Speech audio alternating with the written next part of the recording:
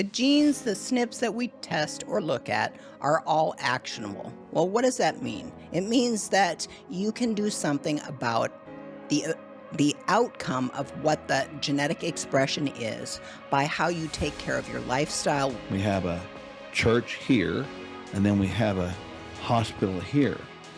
It seems to me that if we believe in quote-unquote faith, that healing and faith, or health and faith, should probably be in the same building.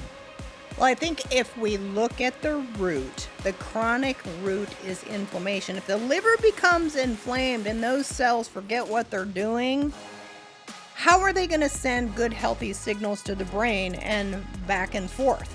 So.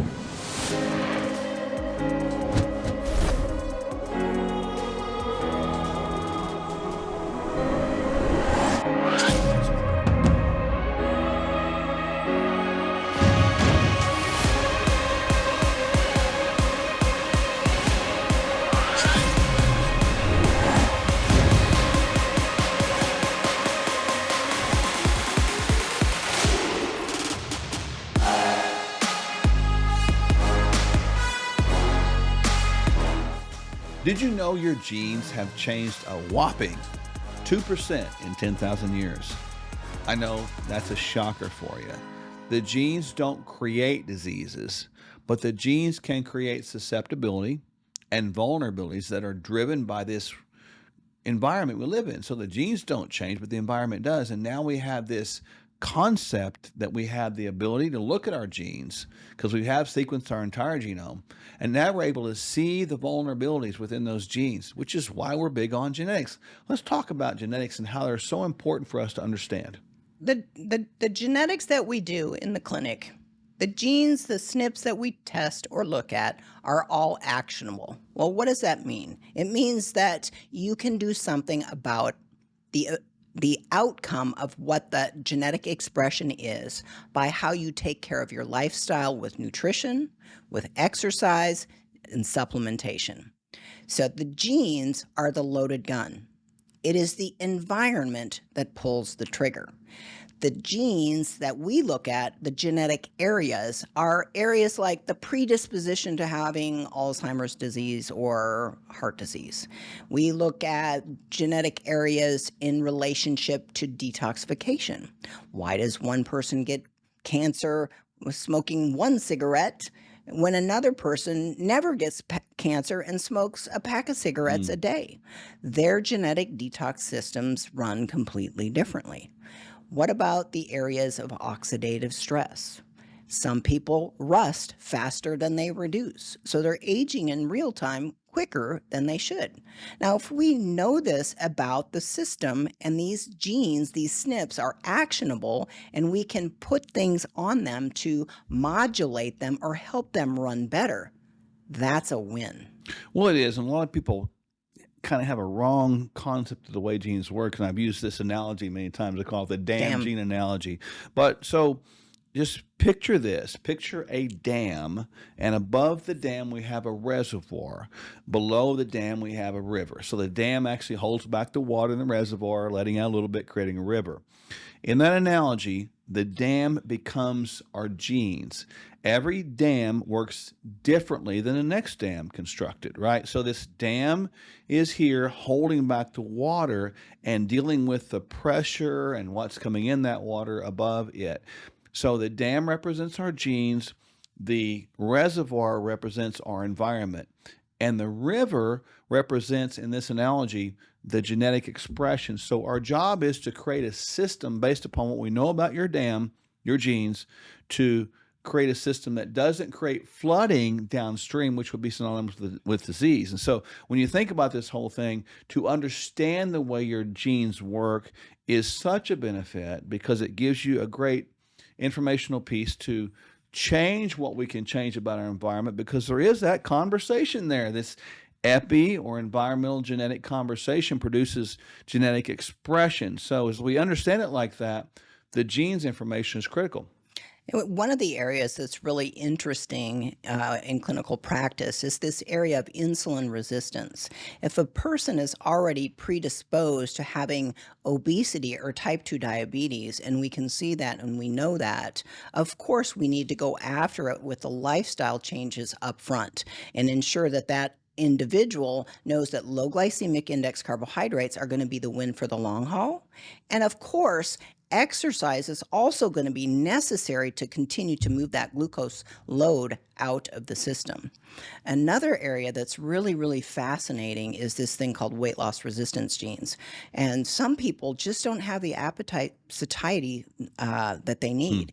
There's a gene called melanocortin receptor 4. I call it the death by buffet gene. That's a person whose appetite, if they have a complete genetic abnormality there, they literally cannot turn their appetite off.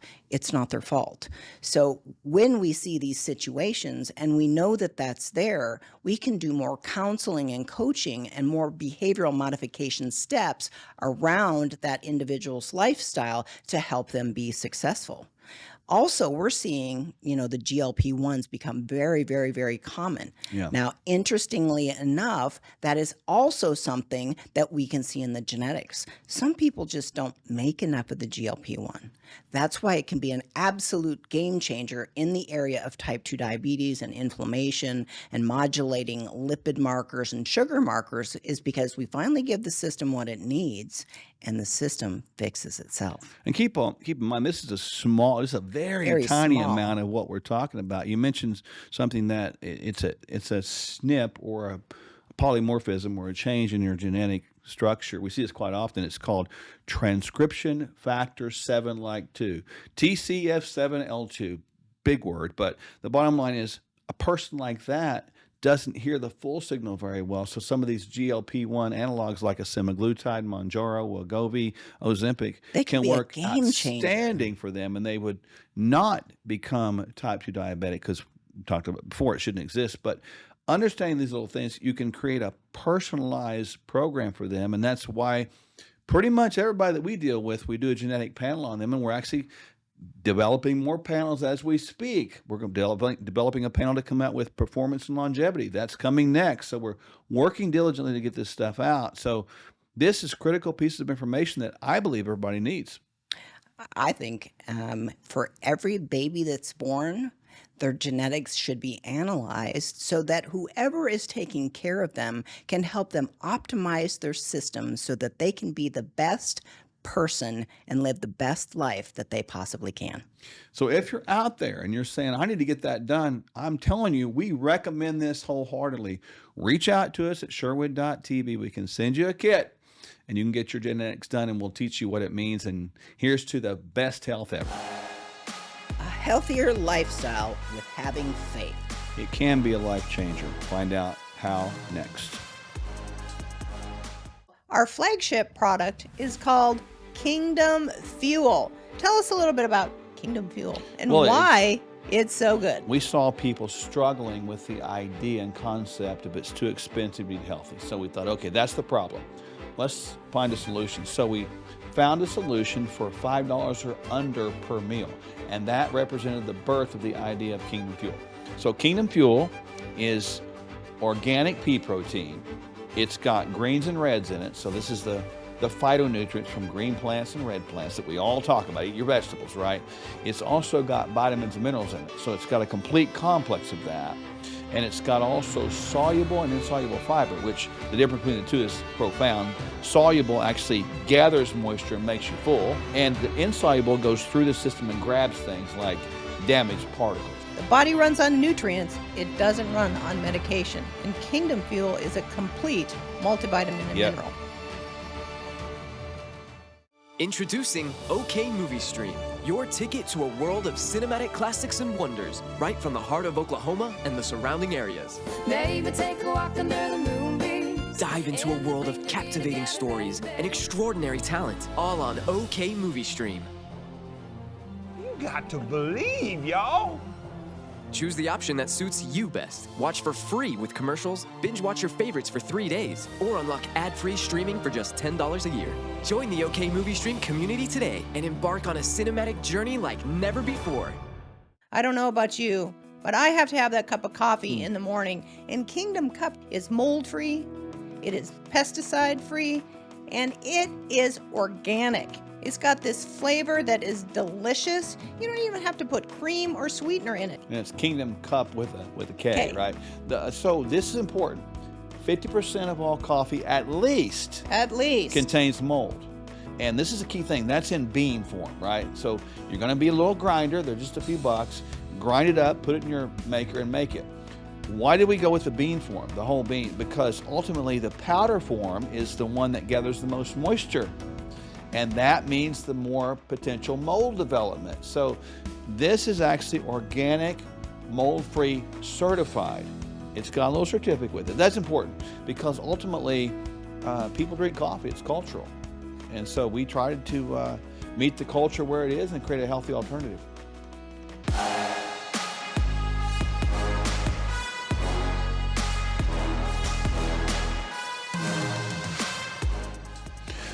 What is faith? What does that word mean anyway? A lot of definitions in the world today. And does faith have a connection to a healthy life or a healthy lifestyle? Our answer to those questions would be probably yes, it does. Probably there is such a thing as faith that really is defined correctly as doing something. And so when I talk about faith and healthy lifestyle, sweetheart, it seems like a remote connection because in America, we've done a very good job of segregating the idea of faith and health. We have a church here, and then we have a hospital here.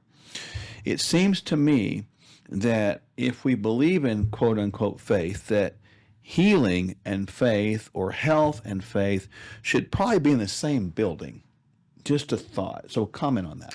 Well, we know that individuals with faith or that have a faith oftentimes fare better with the diagnosis of a terminal illness. And I'm just going to take you to a scripture for just a second. This says, do you not know that your bodies are the temple of the Holy Spirit who is in you, whom you have received from God, and that you are not your own, and you were bought with a price. Therefore, honor God with your body. That's 1 Corinthians chapter 6, verse 19 and 20. Now, when you read that, it gives you a sense of wanting or motivation to take care of this temple. That when you take care of the temple and you're mindful of it, the outcome is going to be better. Well, so, faith in something, and in this case, you're talking about faith in God, that gives us hope. Hope That's right. is what drives us to good actions. When people become hopeless, there's also a tangential term with that, faithless. When people are hopeful, they are also generally faithful. And you talk about that scripture in 1 Corinthians 6, which is one of my favorite. To even get that idea, you have to have faith that God made the physical body, and if he did so, we're to honor that greatest creation because he made mankind and said, hey, man, that's good. Of course, when he made you, he said, that's very good, But the bottom line is there's faith there. So when people have an outlook that something's better, it tends to drive them to better actions, which drives them to better health overall, right? Yes, and of course, when you have faith, it also helps reduce the stress that could potentially lie upon you. Like it's all you, it's all your fault. That burden becomes so great. And when we have faith, we can actually take the yoke upon us, which helps to reduce that grind of stress. So it's really about peace, isn't it? When you have a faithful, it could be F-U-L and F-U-L-L, I guess, but faithful and hopeful scenario in your life, something to hope for, something to have faith in, it can help you carry on and help you have a better outlook potentially and help you be more at peace inside because it gives you a reason.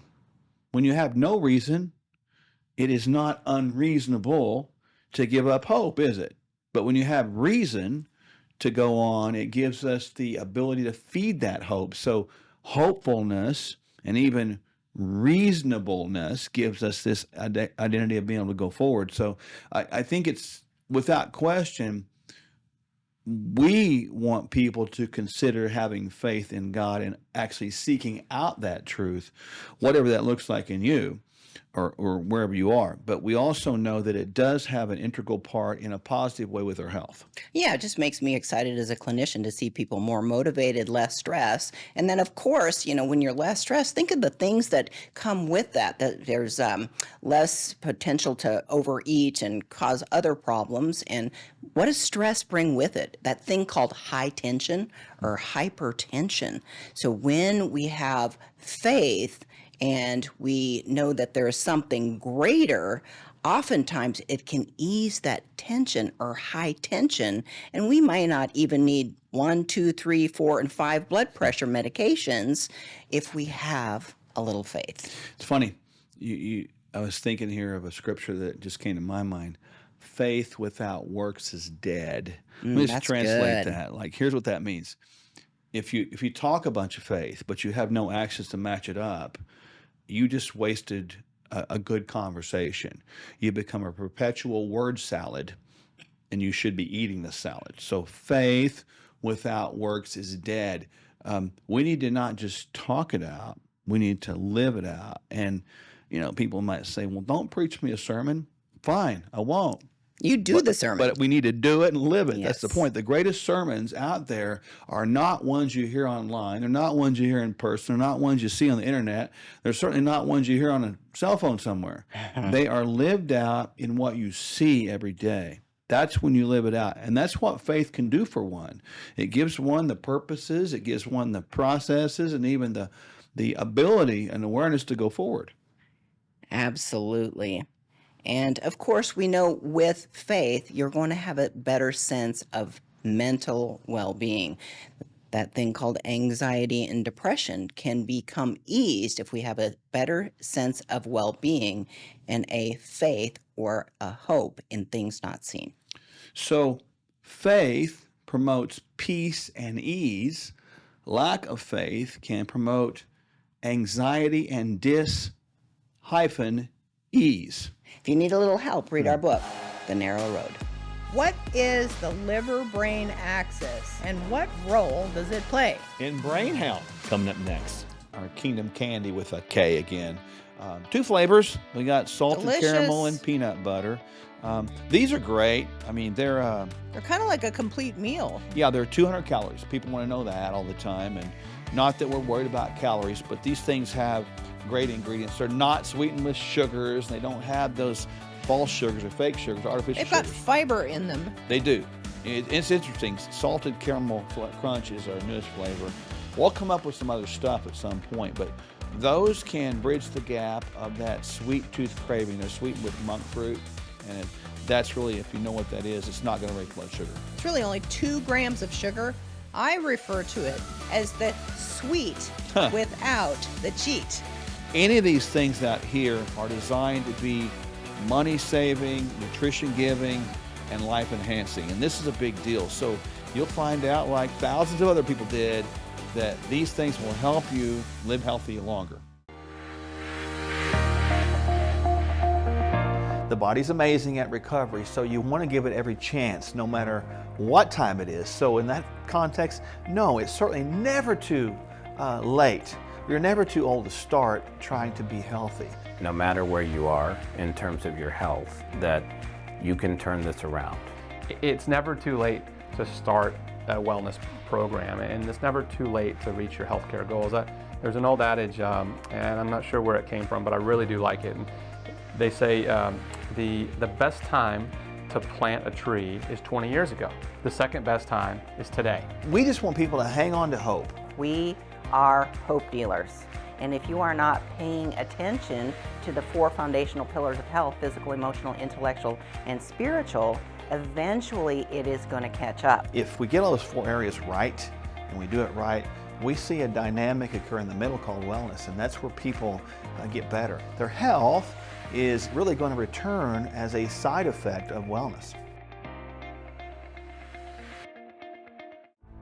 Let's get real. Most emergency food is just as bad for you as any other choice in the standard American diet. And that's just sad. We don't just need food, we need highly nutritional food. We don't just want to survive food shortages, we are meant to thrive in adversity.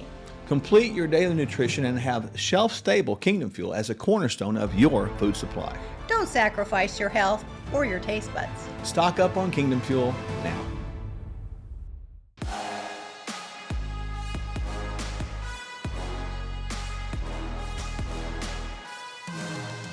What is the liver-brain axis, and does it play a role in dementia? Liver-brain axis. The first time I heard that was in that article you're referring to. I mean, we hear about the pituitary, adrenal, thyroid, sex hormone axis, HPA axis. gut-brain axis, all these axes. Well, I think that the lesson learned here as we get into this discussion about the liver-brain axis is every organ system communicates with every other organ system in this massive, important, amazing, God-created organism, which is pretty cool to think about. So when we talk about liver-brain axis, what's the connection? Well, I think if we look at the root, the chronic root is inflammation. If the liver becomes inflamed and those cells forget what they're doing, how are they going to send good, healthy signals to the brain and back and forth? So we have to, again, consider that root called inflammation as the key in the liver-brain axis. One of the most common, and I mean this is super common, I would estimate that probably 1 in 4 Americans are suffering from this. Non-alcoholic steatohepatitis. Okay, what the heck? Non-alcoholic fatty liver. Right? Why are so many suffering from that? It's because we don't process things like high fructose corn syrup, which is in everything. So the next time you look at your ketchup bottle, you're going to see high fructose corn syrup there. We don't process that. So what happens in that over the course of time in young and old is we get these fatty pockets built up inside of our liver, which makes the liver dysregulated and dysfunctional. And that in turn has an association with brain dysfunction. And it's kind of trippy to think about, really, but it does make sense, doesn't it? Well, when we're talking about body composition and visceral fat, one of the main organs that processes our carbohydrates, proteins, our fats, our micronutrients, everything that goes through the gut goes through the liver. So the liver sees it all. And if the liver starts to get overwhelmed and overcome with fat deposits, that's actually going to take the function of the liver down. And the liver essentially becomes inflamed. So now it is not sending an accurate signal to the brain. It's sending the signal of inflammation to the brain. And therefore, the brain's reaction and response may be a different message, a different signal, a different understanding. So that gut or that liver-brain axis becomes disrupted as the liver becomes dysfunctional. So we're talking liver inflammation is associated with brain inflammation. And this chronic inflammaging process really becomes the thing we're talking about here, because today I think it's pretty fair and pretty accurate that most people would agree is that we're having a rise in this Alzheimer's dementia process. And it has a lot of factors, but we should understand that it is and is known by another name, type 3 diabetes. So if type 3 diabetes sounds like type 2 diabetes, it should be sound like that. Because, has a relationship. Yeah, type 2 diabetes is really associated with fatty liver. And if you're wondering if you got fatty liver, you can actually test that. We test that through the comprehensive metabolic panel, and most doctors' offices test this, but we're looking at those liver enzymes. If they get elevated, that shows you the liver's struggling. And then you ask the simple question, well, do you eat high fructose corn syrup and processed foods? If the answer is yes, bingo, there's the cause. Well, we should mention the other cause. It's alcohol. We don't break down the alcohol very well, so you can get this alcoholic fatty liver as well. Yeah, some people don't make that enzyme called alcohol dehydrogenase. So alcohol is more of a toxin. Yes. It's the first to burn. It's going to be a toxin anyway. That's why they say don't get behind the wheel of a car when you're drinking alcohol, as the body doesn't process it very well. The other interesting thing is that since inflammation is at the root of all chronic sickness and disease, now if the liver becomes inflamed, not only can we see that like on a liver chemistry panel in our clinic, we also do two other tests. One is called the whole body scan, and the other one is called a bioimpedance or in-body. So we can actually test visceral fat, and we can see if that system is starting to get into a place of harm or into a place of dysmetabolism and dysregulation. So we might actually be able to pull a person back from the fence of having this thing called dementia if there is this liver brain axis. If we can identify that early and say, hey, look, it's probably time you do some border control and go home and take a look at your lifestyle and making sure that you're not putting too many things past the border that your liver has to deal with. Well, two things that are kind of like, well, not gross to think about, but maybe gross for some, is you think about a cow. When we eat that marbled steak, we hear that's where the flavor is, man. Yeah, we don't think But about that. that is a cow that has extra That's like fat crammed into the diabetic muscle. cow. That's a diabetic sick cow who also has fatty liver as well. And we think that's good, but that's the worst thing to do because we're actually now ingesting the toxins which are stored in the fat. The second thing which we really need to understand as well, as you mentioned at the top, is that the liver stores nutrients, a whole bunch of them. And we see people that are short in nutrients. And many times when we're looking at places from a diet to consume to get those nutrients back, guess what organ comes to the top? The liver. Right? So we used to eat liver a lot, but I'm going to say eat a fatty liver. Find good liver to eat it, and it works good stir fry. So, the liver can be beneficial, but it also is this initial sign of something gone awry. Well, and again, it is a very interesting thing that we can't single out just one organ and talk about the liver. Right. We have to think about the liver and the brain. We have to think about the gut and the liver. We have to think about the gut and the brain and the gut, brain, liver axis. The body is connected and it sees all and knows all. So it's just very important to treat it with tender love and care, starting with what's at the end of your fork, because that happens 3 times a day, sometimes 3 times a day, 2 snacks, 365 days a year. That's a lot of medical decisions that we're making. And if they're all in line with inflammation, boy, that leads to chronic sickness and disease and probably that Alzheimer's dementia quicker, faster, and sooner than we like. And yet we probably have more of a hand in that than we think. Take care of your liver. Fatty liver can be reversed. We see that all the time as well. If you're worried about that, you need to get some tests. You can come see us at the Functional Medical Institute. Exploring biohacking, bioharmonizing, biosynergizing, stacking, resilience, or anti-fragility. Start here. No gimmicks, just proven results.